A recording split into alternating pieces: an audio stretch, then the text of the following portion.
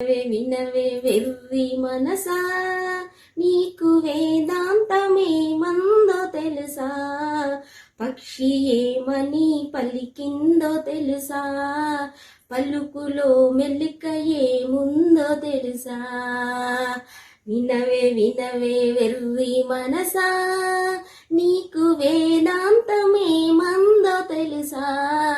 పక్షి ఏమని పలికిందో తెలుసా? పలుకులో మెల్లిక ఏముందో తెలుసా? కావు కావన్నది కాకి, దానికర్థమేమన్నాడు అవివేకి. కావు కావన్నది కాకి, గుడి మీద కూచోని కావు కావంటేను కాపాడమని వేడుకున్నది. గుడి మీద కూచోని కావు కావంటేను కాపాడమని